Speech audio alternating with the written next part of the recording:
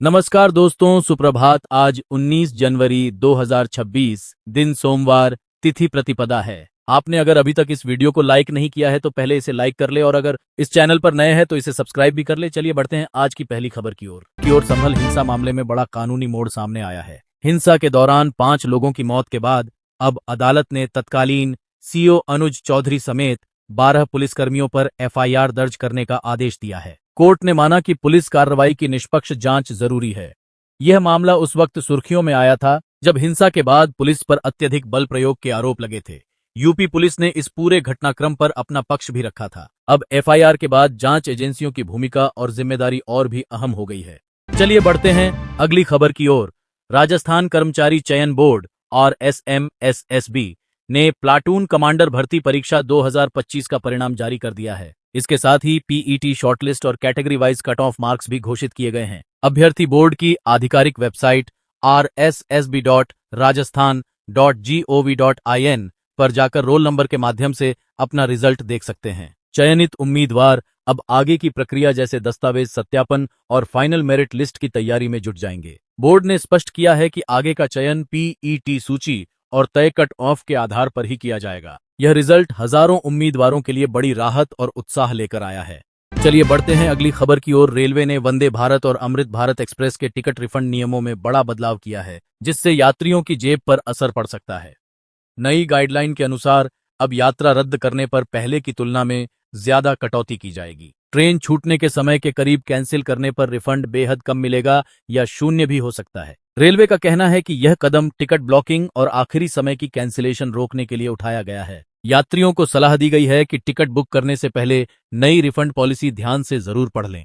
चलिए बढ़ते हैं अगली खबर की ओर। मणिकर्णिका घाट की कथित फर्जी तस्वीरें सोशल मीडिया पर शेयर करने के मामले में आम आदमी पार्टी के सांसद संजय सिंह, कांग्रेस नेता पप्पू यादव समेत 8 लोगों पर एफआईआर दर्ज की गई है। आरोप है कि इन तस्वीरों के जरिए भ्रामक जानकारी फैलाकर धार्मिक भावनाएं भड़काने की कोशिश की गई। पुलिस के अनुसार शुरुआती जांच में तस्वीरें एडिटेड और संदर्भ से हटकर प्रसारित की गई थीं। मामला दर्ज कर साइबर और तकनीकी जांच शुरू कर दी गई है। नेताओं ने आरोपों को राजनीति से प्रेरित बताया है, जबकि पुलिस का कहना है कि दोषी पाए जाने पर सख्त कार्रवाई होगी। चलिए बढ़ते हैं अगली खबर की ओर। देश के कई हिस्सों में बारिश और ठंड ने लोगों की परेशानी बढ़ा दी है। मौसम विभाग ने दिल्ली, उत्तर प्रदेश, हरियाणा, पंजाब, राजस्थान और मध्य प्रदेश के लिए अलर्ट जारी किया है। दिल्ली में सुबह घना कोहरा और हल्की बारिश से तापमान में गिरावट दर्ज की गई, जिससे ठंड और बढ़ गई। यूपी के कई जिलों में भी बूंदाबांदी और शीतलहर का असर देखने को मिला। पहाड़ी इलाकों में बर्फबारी जारी है, जिससे मैदानी इलाकों में ठंडी हवाएं चल रही हैं।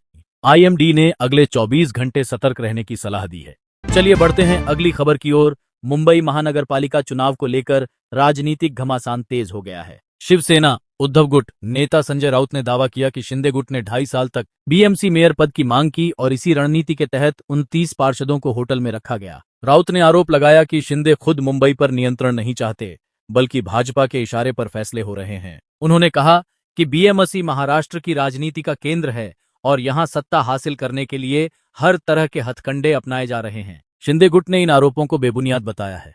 चलिए बढ़ते हैं अगली खबर की ओर। प्रधानमंत्री नरेंद्र मोदी ने बिहार और पश्चिम बंगाल की राजनीति पर बड़ा बयान दिया है। उन्होंने कहा कि बिहार में दोबारा जंगल राज लौटने से रोक दिया गया है और अब बंगाल में भी बदलाव का समय आ गया है। मोदी ने घुसपैठ को गंभीर समस्या बताते हुए सीमा पर फेंसिंग को जरूरी करार दिया। उन्होंने आरोप लगाया कि तृणमूल सरकार घुसपैठ और कानून व्यवस्था पर आंख मूंदे हुए है। पीएम ने कहा कि भाजपा विकास, सुरक्षा और सुशासन के एजेंडे के साथ जनता के बीच जाएगी। उनका दावा है कि बंगाल की जनता अब बदलाव चाहती है और आने वाले चुनाव में राज्य में नई सरकार बनेगी।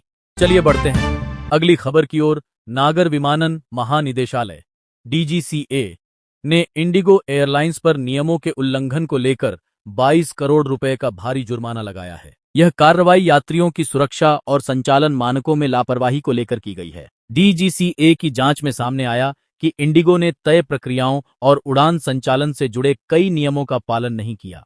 इसमें क्रू शेड्यूलिंग, मेंटेनेंस रिपोर्टिंग और सुरक्षा प्रोटोकॉल से जुड़ी खामियां शामिल थीं। DGCA ने इंडिगो को सख्त चेतावनी देते हुए कहा है कि भविष्य में ऐसी लापरवाही दोहराई गई तो और कड़ी कार्रवाई की जाएगी। एयरलाइंस ने नियमों का पालन करने का आश्वासन दिया है। चलिए बढ़ते हैं अगली खबर की ओर। ईरान में जारी हिंसक हालात के बीच स्वदेश लौटे भारतीयों ने दिल्ली एयरपोर्ट पर परिजनों से मिलते ही भावुक होकर अपनी आपबीती सुनाई। उन्होंने बताया कि वहां इंटरनेट बंद है, संचार व्यवस्था ठप है और हालात दिन ब दिन बदतर होते जा रहे हैं। 28 दिसंबर से शुरू हुई हिंसा में अब तक 3000 से ज्यादा लोगों की मौत की खबर है। लौटे भारतीयों ने कहा कि खाने पीने और सुरक्षा दोनों की भारी किल्लत है। कई इलाकों में गोलियों और धमाकों की आवाजें लगातार सुनाई देती थीं। भारत सरकार द्वारा सुरक्षित निकासी के प्रयासों पर उन्होंने आभार जताया। चलिए बढ़ते हैं अगली खबर की ओर। हरियाणा के एक ड्राइवर की किस्मत अचानक चमक उठी जब उसने पंजाब का लोहड़ी बम्पर लॉटरी टिकट खरीदकर 10 करोड़ रुपए जीत लिए। लंबे समय से ड्राइवरी कर परिवार चलाने वाले इस व्यक्ति को जैसे ही जीत की सूचना मिली, पूरे घर में खुशी का माहौल बन गया। विजेता के बेटे ने कहा कि अब परिवार का सपना पूरा होगा और सबसे पहले थार गाड़ी खरीदी जाएगी। पड़ोसियों और रिश्तेदारों ने भी बधाइयां दी। ड्राइवर ने कहा कि वह इस रकम से बच्चों की पढ़ाई, घर और भविष्य की सुरक्षा पर खर्च करेगा। यह जीत उसके जीवन का सबसे बड़ा मोड़ बन गई। चलिए बढ़ते हैं अगली खबर की ओर। दिल्ली एनसीआर में बढ़ते वायु प्रदूषण को देखते हुए सरकार ने ग्रैप 4 प्रतिबंध लागू कर दिए हैं। इसके तहत BS3 पेट्रोल और BS4 डीजल वाहनों की एंट्री पर रोक लगाई गई है। निर्माण, तोड़फोड़, ड्रिलिंग और सड़क मरम्मत जैसे कार्य बंद कर दिए गए हैं। बंद की दफ्तरों को वर्क फ्रॉम होम अपनाने की सलाह दी गई है, जबकि स्कूलों में ऑनलाइन पढ़ाई पर भी विचार किया जा रहा है। लोगों से सार्वजनिक परिवहन का उपयोग करने और बाहर निकलते समय मास्क पहनने की अपील की गई है। इन सख्त कदमों का उद्देश्य दिल्ली एनसीआर की जहरीली हवा को सुधारना और लोगों के स्वास्थ्य की रक्षा करना है। चलिए बढ़ते हैं अगली खबर की ओर। मौनी अमावस्या के मौके पर प्रयागराज के संगम तट पर उस समय तनाव फैल गया जब शंकराचार्य अविमुक्तेश्वरानंद ने अपने शिष्यों को स्नान करने से मना कर दिया। इस बात को लेकर श्रद्धालुओं और शंकराचार्य के समर्थकों के बीच बहस बढ़ गई, जो बाद में मारपीट में बदल गई। प्रत्यक्षदर्शियों के अनुसार कुछ शिष्यों के साथ धक्का मुक्की की गई, जिससे मौके पर अफरा तफरी मच गई। सूचना मिलते ही पुलिस ने मौके पर पहुंचकर हालात को काबू में किया। प्रशासन ने श्रद्धालुओं से शांति बनाए रखने की अपील की है और मामले की जांच शुरू कर दी गई है। चलिए बढ़ते हैं अगली खबर की ओर। राजस्थान ग्रेड 4 भर्ती परीक्षा का परिणाम सामने आते ही बड़ा विवाद खड़ा हो गया है। कई अभ्यर्थियों को 200 में से 0 अंक मिलने के बावजूद चयन सूची में शामिल किया गया है, जिससे परीक्षा प्रणाली पर सवाल उठ रहे हैं। अभ्यर्थियों का आरोप है कि मेरिट में भारी गड़बड़ी हुई है और योग्य उम्मीदवारों के साथ अन्याय हुआ है। चयन बोर्ड का कहना है कि भर्ती प्रक्रिया आरक्षण, दस्तावेज सत्यापन और अन्य मानकों के आधार पर की गई है। हालांकि सोशल मीडिया पर यह मामला तेजी से वायरल हो रहा है और अभ्यर्थी निष्पक्ष जांच की मांग कर रहे हैं। अब सभी की नजर सरकार के अगले कदम पर टिकी है। चलिए बढ़ते हैं अगली खबर की ओर। मुंबई BMC चुनाव के बाद मेयर पद को लेकर सियासी घमासान तेज हो गया है। शिवसेना उद्धव गुट के बयान पर पलटवार करते हुए महाराष्ट्र के उप मुख्यमंत्री देवेंद्र फडणवीस ने साफ कहा कि मुंबई का मेयर महायुति का ही होगा। उन्होंने कहा कि इस फैसले को लेकर मुख्यमंत्री एकनाथ शिंदे के साथ चर्चा कर अंतिम निर्णय लिया जाएगा। फडणवीस ने भरोसा जताया कि जनता ने महायुति को समर्थन देकर स्पष्ट जनादेश दिया है। वहीं उद्धव ठाकरे गुट इस दावे को चुनौती दे रहा है। BMC की सत्ता को लेकर दोनों गुटों के बीच राजनीतिक देवा वाली जंग अब और तेज होती नजर आ रही है। चलिए बढ़ते हैं अगली खबर की ओर। बजट 2026 में न्यू टैक्स रिजीम को और आकर्षक बनाने के लिए सरकार 5 बड़े बदलाव कर सकती है। सूत्रों के मुताबिक स्टैंडर्ड डिडक्शन की सीमा बढ़ाई जा सकती है, टैक्स स्लैब में राहत मिल सकती है और 5 लाख तक की आय पर 0 टैक्स की सीमा बढ़ने की उम्मीद है। इसके अलावा न्यू टैक्स रिजीम में कुछ जरूरी छूटों को भी शामिल किया जा सकता है, जिससे ज्यादा लोग इसे अपनाएं। टैक्स रिबेट की सीमा बढ़ने से मध्यम वर्ग को सीधा फायदा मिलेगा। अगर ये बदलाव लागू होते हैं तो लाखों टैक्स पेयर्स की टैक्स देनदारी घटेगी और न्यू टैक्स रिजीम पहले से ज्यादा लोकप्रिय बन सकती है। चलिए बढ़ते हैं अगली खबर की ओर। पूर्व मुख्य न्यायाधीश CJI ने उमर खालिद केस पर टिप्पणी करते हुए कहा कि जब तक किसी व्यक्ति का अपराध साबित नहीं हो जाता, तब तक उसे जमानत मिलना उसका संवैधानिक अधिकार है। उन्होंने कहा कि भारतीय न्याय प्रणाली निर्दोष मानने के सिद्धांत पर आधारित है और लंबी अवधि तक बिना सजा के जेल में रखना न्याय के मूल सिद्धांतों के खिलाफ है। पूर्व CJI ने यह भी जोड़ा कि अदालतों को जमानत और ट्रायल के बीच संतुलन बनाकर चलना चाहिए। इस बयान के बाद एक बार फिर उमर खालिद की जमानत और न्यायिक प्रक्रिया को लेकर बहस तेज हो गई है। चलिए बढ़ते हैं अगली खबर की ओर। ईरान में हालात तेजी से बेकाबू होते जा रहे हैं। ट्रंप और ईरान के सर्वोच्च नेता अयातुल्ला खामेनेई के बीच जारी जुबानी जंग के बीच देश भर में हिंसा और अशांति बढ़ गई है। अब तक करीब 5,000 लोगों की मौत की पुष्टि हो चुकी है, जबकि हजारों घायल बताए जा रहे हैं। कई शहरों में इंटरनेट सेवाएं बंद कर दी गई हैं और सुरक्षा बलों की तैनाती बढ़ा दी गई है। अंतर्राष्ट्रीय मानवाधिकार संगठनों ने हालात पर गंभीर चिंता जताई है। वहीं अमेरिका और उसके सहयोगी देशों ने ईरान से हिंसा रोकने और नागरिकों की सुरक्षा सुनिश्चित करने की अपील की है। चलिए बढ़ते हैं अगली खबर की ओर। अमेरिका द्वारा 10% टैरिफ लगाने का असर सिर्फ यूरोप तक सीमित नहीं रहेगा, बल्कि खुद अमेरिका को भी इसकी कीमत चुकानी पड़ेगी। विशेषज्ञों के अनुसार इस फैसले से यूरोपीय कंपनियों के साथ साथ अमेरिकी आयातकों और उपभोक्ताओं पर भी बोझ बढ़ेगा। यूरोप से आने वाले ऑटो पार्ट्स, मशीनरी और दवाइयों की कीमतें बढ़ेंगी, जिससे अमेरिकी बाजार में महंगाई और सप्लाई चेन पर दबाव पड़ेगा।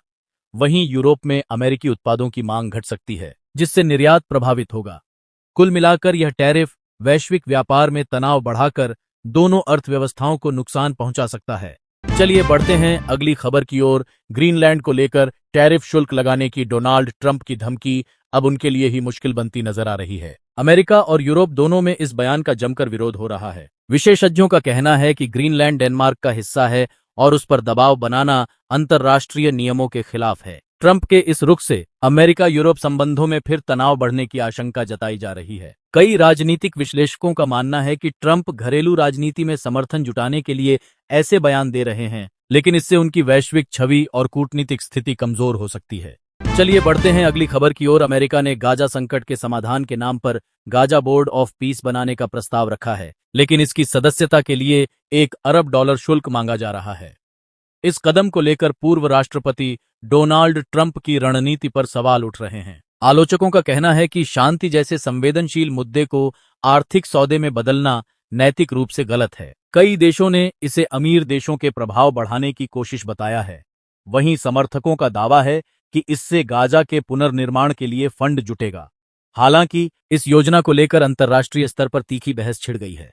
चलिए बढ़ते हैं अगली खबर की ओर। वेनेजुएला की विपक्षी नेता मारिया कोरिना मचादो, जिन्हें 2025 का नोबेल शांति पुरस्कार मिला था, ने अपना नोबेल शांति पुरस्कार का मेडल अमेरिकी राष्ट्रपति डोनाल्ड ट्रंप को व्हाइट हाउस में सौंप दिया है। मचादो ने यह प्रतीकात्मक कदम ट्रंप के प्रति आभार के तौर पर उठाया, जहां उन्होंने ट्रंप को वेनेजुएला में लोकतंत्र और आजादी के समर्थन के लिए सम्मानित किया। हालांकि नोबेल कमेटी ने स्पष्ट किया है कि पुरस्कार का सम्मान लायरेट ट्रांसफर नहीं किया जा सकता और ट्रंप अब भी नोबेल शांति पुरस्कार विजेता नहीं माने जाते। ट्रंप ने इस उपहार को स्वीकार किया और इसे सम्मान की बात बताया।